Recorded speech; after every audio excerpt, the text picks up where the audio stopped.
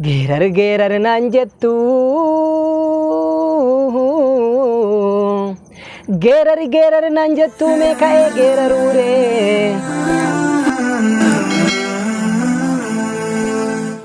kunillee ngaa maayikii kiyyaanaaf akkuma maayikii akkasuma naalala jirtu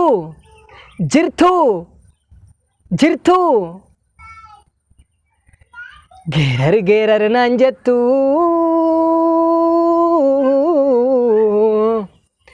geerar naan jettu mee ka'ee geeraruure mee ka'ee geeraruure mee ka'ee geeraruure booddee waan jettaniire ka'een irraa didichaa takkarfaasaa dinnichaa ka'een irraa bubbisaa akka hacaaluu hundeessaa anuu maalan geeraraa anuu maalan geeraraa tanoo yaada yeelalaa dhiirri geerareen quufnee biyyaaf wareegamee jira konni yoo geeraruu quuqaa lammii buqqaasu diina garaaraasu biyya isaaf wareegamee jira anuu maalan geeraraa tanoo yaada yeelalaa arrallee dhiirri geerareen quufnee hidhaa qaallitti jira anuu maalan geeraraa tanoo yaada yeelalaa tanoo yaada yeelalaa tanoo yaada yeelalaa yaa ijoollee banneen rakaa yaa ijoollee banneen rakaa gurrabbaa ganneen rakaa anu maalan godhere maalun gochuu didere yaallee hamma dandeenyu yaallee hamma dandeenyu kana caalaa maal goonuuf xinnaas gabbarre guddaa akka wajjin bubbullu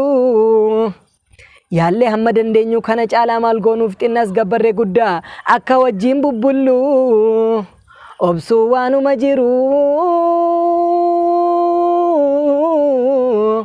obsuu waanuma jiru obsineeni ka'a amma kan obsuun erga sodaa fakkaate ka'een ishiitti cabsaa nan dhoowwinaa nan dhaqaa iddoo yartuun jirtu amma isheen geessu laala akka lamuun hin nyaarre biyyattan ishee dabalaa yaa ijoollee biyya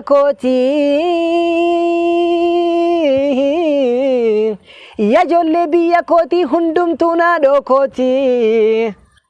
nu beekuuf bar shoorar kaa'u nu beekuuf bar shoorar kaa'u kanaaf garaa jabaatu irreef humna qabaniin ijibbaata falmatu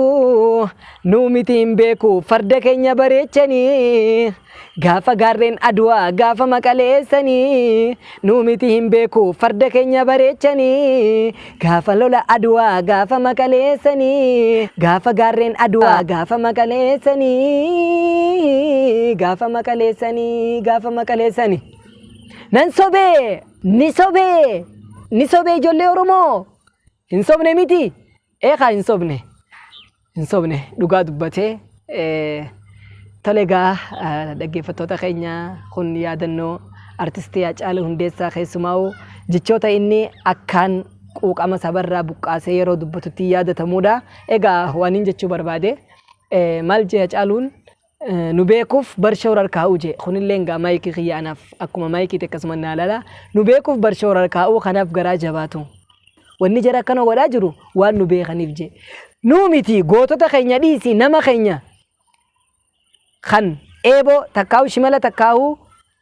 qawwee zinnaari hidhatee lolu dhiisi farda keenya ka afaan hin beekne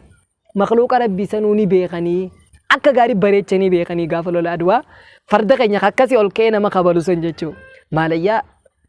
gootota Oromoo sabboontota Oromoo warreen biyya isaaniitiif uummata isaaniitiif lolan jechuu yoo nu ka'an ramiim nu godhan jilmatti yaada jiru qabataniiti jechuudha. Kanaaf gaawaan jechuu barbaadee goonnee wanni dubbatuuf jechi isaa sun hawaasa keessa akka gabbuu fi nutis jecha kana nu keessa gabbu'ee akka uummanni itti nu beeku san tahuu qabnaa. Dhugoomsuu qabnaa raggaasisuu qabnaa yaada jiru dabarsuu barbaadeeti. Kanaaf waan dhaggeeffataniif galatooma geerarsoota garaagaraatii fi walaloo akkasumas hojiilee aartii adda addaa argachuudhaaf chaanala kiyya kana sabiskiraayib godhuun maatii kiyya tahaa akkasumas viidiyoon kiyyoo isinitti tolee hiriyoota keessaniif sheer godhaa.